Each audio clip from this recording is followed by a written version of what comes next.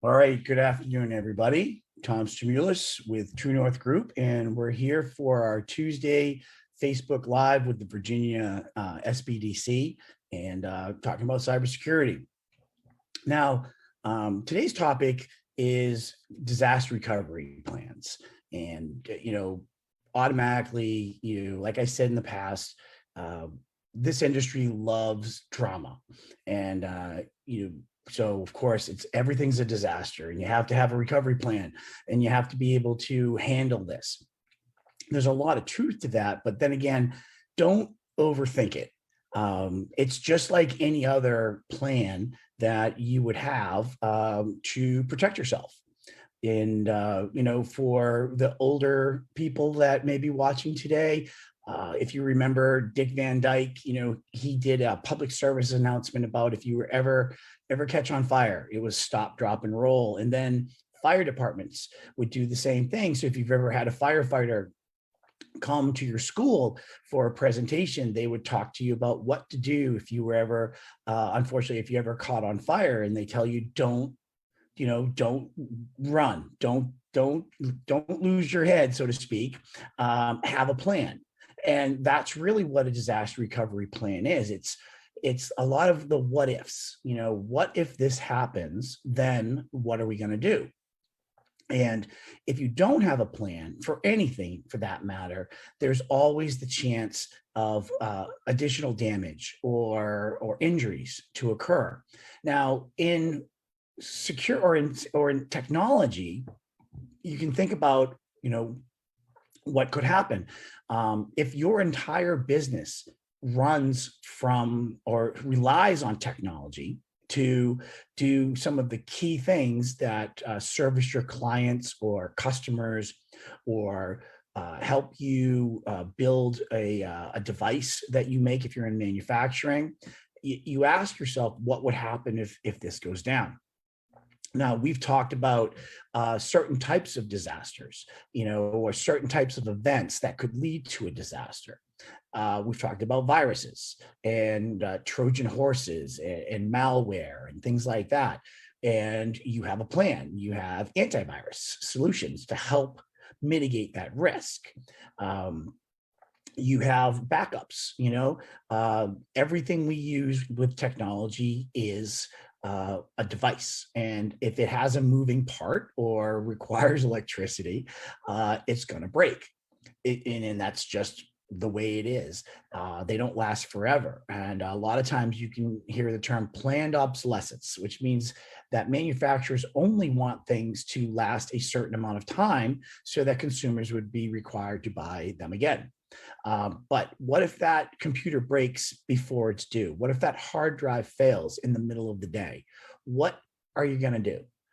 How are you going to be able to keep your business operating so that every lost hour doesn't cost you money? And there are lots of different studies out there that talk about, how much money an organization can lose due to lack of productivity. Now, that could be a breach, it could be a system failure, it could be an application. We've all had to reboot, and we've all lost documents because it didn't save correctly. Now those are small inconveniences for a lot of us. What we're really talking about is, what if your server goes down that has all of your data? How are you going to get access to that? What's your plan? Do you have a managed IT service company that can help you? Do you have insurance that could help pay for something? Can you just go to Best Buy and buy a new hard drive and put it into your laptop or your desktop or your server and then restore from your backups? So there are things that we want to plan for. And you'll hear people say, plan for the worst, hope for the best. And that's really the way that we should look at things with our technology. Expect it to fail. All right. And that's why you'll see these terms in, it's called MTBF, which is mean time between failures. So when they design these, they know that they're going to fail. but they give you an estimate, whether it be 100 hours or 500 hours or 1,000 hours. The fact is the hard drives are going to fail and all of our data is on there. So we have to have a plan to get that data back. So we've talked about backing up, all right? That's part of a disaster recovery plan. Additional devices if necessary. That's also part of a disaster recovery plan. And you'll have some people say to me, well, I don't really need a disaster recovery plan. And I've had clients come to me and they argue with me actually about that. It's not really that necessary. We'll manage, you know, but I'll always ask them when I'm in a meeting with them, I'll look to the fire extinguisher hanging on the wall and I'll ask them, I'll say, when was the last time you had a fire? And they'll say, never. I'll say, then why do you have a fire extinguisher? See, you can't go with that perception that, well, we don't need it, or it's doubtful that it's going to happen to us. Why do we wear our seatbelts? We wear our seatbelts because it is part of reducing our risk in the event that we get into an accident that may not even be our fault. Why do we have insurance? We have health insurance in case we get sick. You know, even though we take care of ourselves, accidents happen. You trip, you fall, you break your leg, you injure your back. The expenses associated without that insurance can be astronomical and can really hurt you financially. Same thing goes with your business. So when we look at this, don't look at it as, you know, it's just technology. Look at it as it's part of what we do every day for all other aspects of our lives. We want to enjoy our life. We want to reduce the overall risk related to what we do in the event something happens that we're not prepared for, or that we couldn't plan for.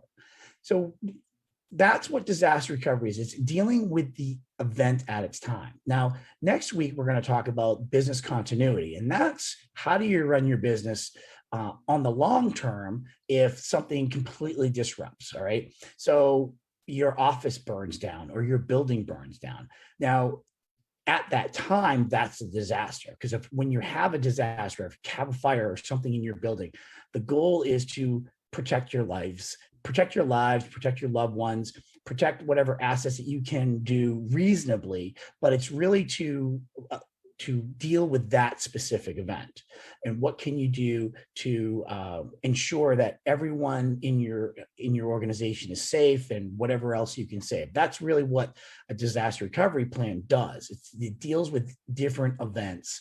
And then the business continuity is, all right, now that we've handled this event, how do we move on? How do we continue to do what we were doing yesterday that we can't do today because we're missing something? But if you just sit down and talk to yourself and talk to your employees or your senior leadership or whatever, and say, all right, what could go wrong that could really impact our ability to do our business? Just ask a couple of questions, and you may already have a number of the things already in place. Like we've talked about, if you're backing up your data, then that's one of the first steps. If you've installed antivirus, if you've installed a firewall to protect against, external attacks, those are all mitigating controls.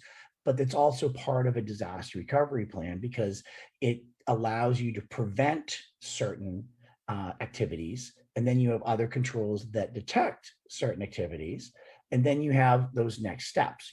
Can I go and just buy a new laptop? Or do I have a service agreement with Dell that will, my laptop breaks and I have, next day service, and we can afford to have this laptop go down for a day, or we can afford this server to go down for a day. So it's, like I said, don't overcomplicate it. Don't let all the jargon get you, don't get wrapped around the axle about all the jargon, because it's really just there for salespeople. For the average individual, for us, it's just protecting what we do, protecting our people, protecting our clients.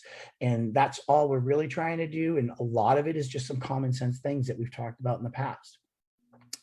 If you're concerned or you've never really thought about disaster recovery, our advisors at the Small Business Development Center would be happy to sit down with you and have a conversation about what you do, how your businesses use technology, and provide you with some tips and some recommendations on things that you could do today that would greatly reduce your risk, but also provide you that type of insurance that if an event occurred, you'd still be able to, conduct your business, take care of your clients, and take care of your customers.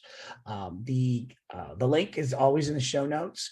And once again, like I said, it's just a lot of common sense stuff. We're happy to sit down and talk to you. And as I said, next week, we're going to talk about business continuity, which is what to do after we've dealt with the disaster. How do we move on? So everybody, please have a great Tuesday, and we look forward to seeing you next week. Thank you and have a great day.